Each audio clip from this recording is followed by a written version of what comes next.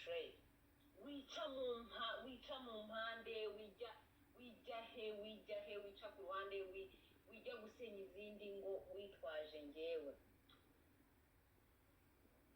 jo ndakuzi ikintu cyose nakumva hanze namenya ko ari wowe cyangwa atari wowe ibi bintu ni wowe ntabwo nkurengana jo twarabyaranye nakurekeye ubuzima bwawe John nagusize mu nzu yawe John habe n'ikiyiko n'iki nakuye mu nzu yawe John nta kintu na kimwe ungenza umbaza John nta deni nkubamo kwaba kunzana muri Amerika wariyishyuye twakurikanye amataxi ujya mu Rwanda ujya kuyaguramo indangamirwa urishima wibagiwe ko amataxi arayanjye arayawe aray'umwana John ntacyo mbaza biriya bifate nkaho navuga ngo nakwishyuye ideni ryawe ry'ubuzima bwawe John ndakubaha dufitanye umwana mwiza nicyo kintu ntubahira ntashaka ko gihindura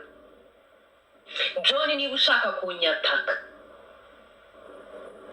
ngwino njyewe ubwanjye wica ku ruhande John ndakuzi n'ubugingo bwawe John ndakuzi ubujajwa bwawe John ndakuzi ubugoryi bwose wakora John ndakuzi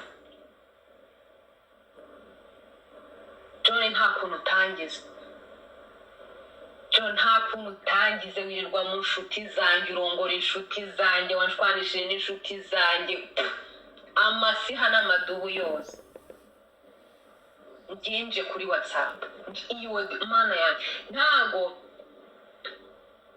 wakumva ukuntu nabura nk'ukuntu icyama tukaba turi kumwe face to face nakunda kuzi nta n'igishyashya nakurebaho waretse tukabana neza Jo waretse tukabana neza singe kukubwira ngo tukarerana umwana twabyaranye kuko nta mumaro umaze kuri uriya mwana nta n'umwe muri iyi si ya rurema nta n'umwe kuko yabuze ko ukunda umwana wamubyara ntabwo wagakwiye kuba waragiye gusesagura amafaranga mu Rwanda umwana watagira insurance kandi gura umwene igihugu wa Amerika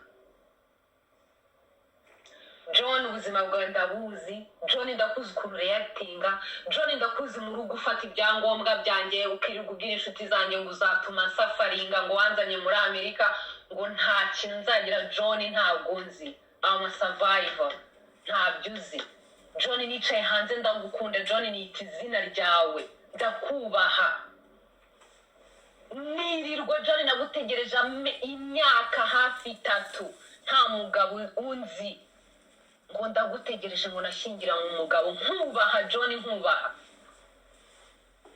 ndabyara umwana nicara mu nzu ndakurerera John ndirerera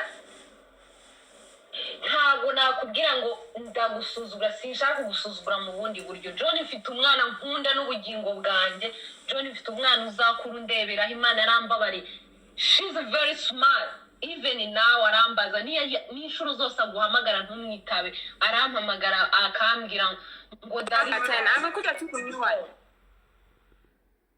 John ufite nimekuja kuoa hapa na jambazi kwa Mungu bujajwa John niba ushaka ikibazo cyanjye nawe come to me wowe ubwawe tukibana warambwiye ngo tugize icyo dutandukaniraho ngo washira ama video yanjye nambaye ubusa ngo hanze bla bla whatever I don't care just bikorere njyewe binkore I don't mind binkore kujyanje se nambaye ubusa ibyo bitwaye I don't care nta kibazo sex y'abagore iri the same naseba bikarangira ariko ujya gusenya ingo z'abandi uciye mu buntu budafite ikimenyetso nta hantu na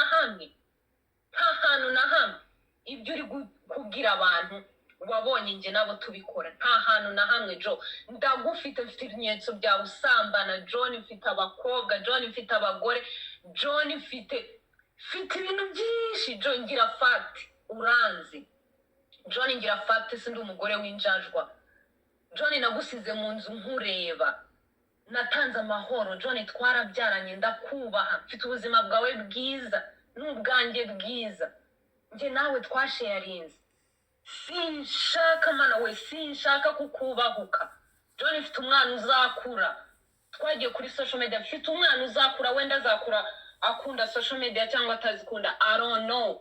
John icyubahiro nkugomba ntigomba uriya mwana. John nkunda umwana wanjye, ubuzima bwanjye. John ndi gusafaringa. John naragusize mpera kuri zero.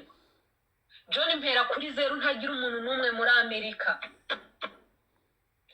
Ubwawe uragenda urantangaza, unyambikurubwo ikintu cyose. Buri muntu wese John urabizi ibyo wankoreye. John urabizi twari tugeze ahantu inshuti yawe, bisore best friend wawe yaje mu rugo arakwiyama, John kumukandagirira mu rugo arakwiyama ku mugore wiwe, nari mpicaye. John nta mugabo wari bwaguhamagare ngakubwire ngo eva nkora iki. Nakubereye umugore mwiza, nta kintu na kimwe nicuza mu buzima bwanjye nawe, nta na kimwe. Mariage zigira ups and down. John ikintu cya mbere kibaho cyiza ni uguceceka, ariko John urinjajwa mana yanjye. John nuko mu buzima bwa John ugira ababyeyi beza ku isi ya rurema, nicyo cyonyine. Ababyeyi beza ugira, urukundo nakunze papa, urukundo nakunze mama, urukundo nakunze abavandimwe bawe. John ni rwo rukundo nshaka ko njye nawe ruhora hagati yabo byinshi. John nta kintu na kimwe navuga, twarababazanyije, sindi perfect, narakubabaje, warambabaje, ariko ceceka, wigenda unyambikurubwa ngo nakoraga iki. John ngiye kugusebya ngira fact. Uraho uri mu Rwanda wirirwa usambana n'inshuti zanjye, urarara mu bakobwa, amasiha n'amadubu yose, ngo ufite girlfriend. Uramwana mu rundi kazi uri Canada ngo ufite girlfriend. Ubusanzwe kuryamana n'inshuti zanjye ntabya.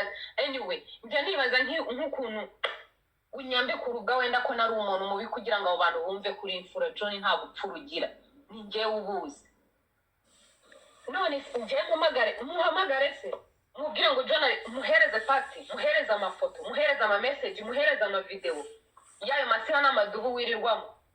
Wirirwa ugenda ubwira abantu ngo nirwaga kuri TikTok, ngo nari ntakibashije kuryamana nawe. Ndaryamana nawe wiriwe mu masiha n'amadubu, ndi umugore mubungana iki. John ndakuzi, urabizi neza John, turaziranye.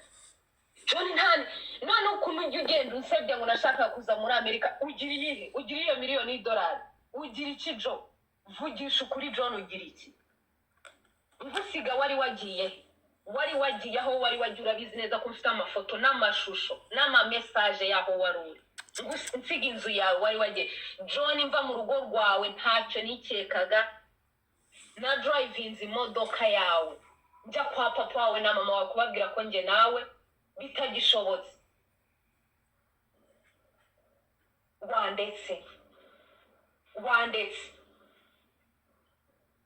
urabizi mbere ko mbere nari umwana mwiza, mbere naragukundaga, nanakuvugisha nkari. Sinzi niba wibuka, mbere naragukundaga ku rwego ntabashaga no kuvuga izina John mu kanwa kanjye, ariko kubera ubukaritasi bwawe ngeze no ku nshuro ntazi ijambo uko navuga John inshuro zingana.